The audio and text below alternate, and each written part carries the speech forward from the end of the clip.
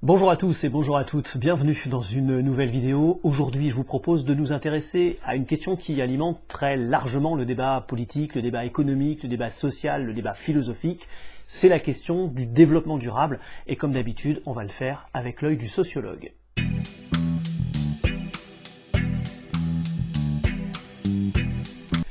C'est dans le rapport Brundtland, publié en 1987 par la Commission mondiale sur l'environnement et le développement, qu'on trouve la première définition du développement durable, et cette définition, elle dit simplement ceci. Le développement durable est un développement qui répond aux besoins du présent sans compromettre la capacité des générations futures à répondre aux leurs.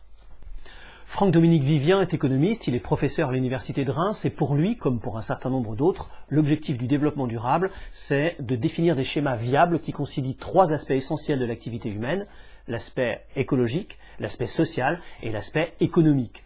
La finalité du développement durable, c'est donc de trouver un équilibre cohérent et soutenable à long terme entre ces trois enjeux.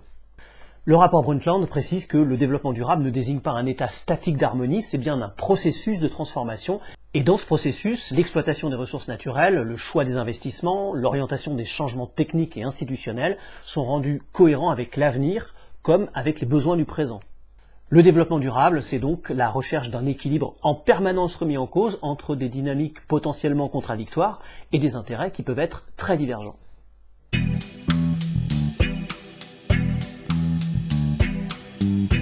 Yannick Rumpala est maître de conférences en sciences politiques à l'université de Nice. Il a travaillé sur les politiques nationales et européennes et il montre en quoi, dans nos sociétés contemporaines, le développement durable s'apparente à un projet de pilotage du changement. Et ce pilotage s'appuie sur les logiques rationalisatrices et régulatrices qui sont véhiculées par le développement durable. Alors certes, il n'y a pas de scénario opérationnel unique et évident en développement durable, mais on constate quand même un certain nombre de constantes. D'abord, la dimension participative, elle est fondatrice de la démarche. Elle est présente dans le rapport de 1987, comme dans la déclaration de Rio de 92, et elle est encore plus nettement réaffirmée dans la stratégie nationale de développement durable qui a été énoncée en France en 2003.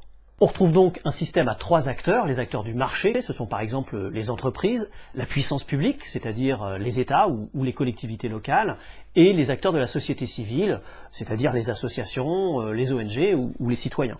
Les projets de développement durable se sont accompagnés de la mise en place d'une véritable ingénierie de la participation, et cette ingénierie a parfois donné lieu à ce que Nicole Mathieu, qui est chercheuse au LADIS, a qualifié d'opportunisme généralisé. Pour Bruno Villalba, qui est maître de conférences en sciences politiques à l'université de Lille, le développement durable constitue un ensemble de ressources discursives, symboliques et organisationnelles que des acteurs et des organisations se disputent et se partagent dans le cadre de luttes de position et de définition. Bref, en plus d'être un processus de transformation, le développement durable est devenu un enjeu de positionnement des acteurs des champs politiques, économiques et sociaux, les uns par rapport aux autres. Philippe Hamann est sociologue à l'université de Strasbourg. Pour lui, cette ingénierie de la participation ne débouche pas nécessairement sur le consensus, ni même d'ailleurs sur le dissensus. En fait, elle favorise plutôt un statu quo. La démocratie participative semble donc laisser intacts les ordres établis, les acteurs politiques sont renforcés dans leur position de politique, le citoyen est conforté comme citoyen, et le secteur marchand renforce ses positions sur certains marchés.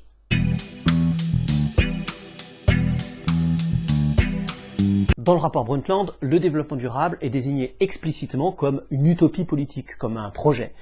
Il a vocation à être mobilisé pour désigner des mondes et des pratiques souhaitables. En fait, il s'apparente, comme le disent Gilles Pinson, Vincent Béal et Mario Gauthier, à ces notions communes comme la liberté, la démocratie, l'environnement ou le progrès. Les sociétés humaines utilisent ces notions pour construire un projet idéal et penser à un moment donné leur fonctionnement et leur évolution. La question du développement durable a donné lieu à plusieurs types de positions politiques et économiques qu'on peut globalement situer entre deux positions opposées. La position technico-économiste d'une part et la position environnementaliste d'autre part. Pour les représentants de la position technico-économiste, à chaque problème environnemental correspond une solution technique. Mais pour que cette solution soit disponible, il faut un monde économiquement prospère. Il est donc essentiel de préserver la prospérité économique. Dans cette approche, le pilier économique occupe donc une place prépondérante, à tel point d'ailleurs que le développement durable y est parfois rebaptisé croissance durable. Au fondement de cette position, on retrouve quelques principes des théories économiques néoclassiques qui ont inspiré les positions politiques libérales, notamment le fait que les individus sont considérés comme rationnels et que leurs préférences peuvent être identifiées et quantifiées. On retrouve aussi le postulat selon lequel les individus cherchent à maximiser l'utilité des biens consommés pendant que les entreprises, elles, cherchent à maximiser leurs profits.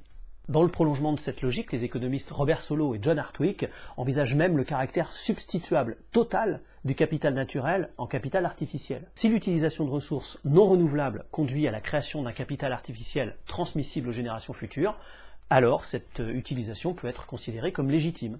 De l'autre côté, on retrouve la posture environnementaliste, et son point de vue est clairement opposé à la posture technico-économiste. Pour les représentants de la posture environnementaliste, la sphère des activités économiques est incluse dans la sphère des activités humaines, elle-même incluse dans la biosphère. Le capital naturel n'est à ce moment-là pas substituable, on retrouve derrière cette posture une vision plus systémique de l'économie. Plutôt que de se concentrer sur l'aspect purement économique des choses, il vaut mieux développer une vision systémique qui englobe la totalité des éléments du système étudié et qui prend en compte les interactions et les interdépendances. On retrouve cette vision des choses notamment chez Joël de Ronet. En fait, le développement durable s'est construit dans la mise en tension entre 4 couples d'oppositions structurantes. Continuité ou rupture, global ou local, intérêt ou valeur, principe ou application. Le développement durable est donc un produit transactionnel, c'est-à-dire un espace de coopération conflictuelle entre des logiques opposées de pensée et d'action. Voilà, j'espère que cette vidéo vous aura été utile. Si c'est le cas, n'hésitez pas à le faire savoir en la commentant ou en la partageant. En faisant ça, vous participerez activement à l'activité de la chaîne et je vous en remercie. Je vous donne rendez-vous très bientôt pour explorer un nouveau thème de la sociologie. D'ici là, portez-vous bien. Salut!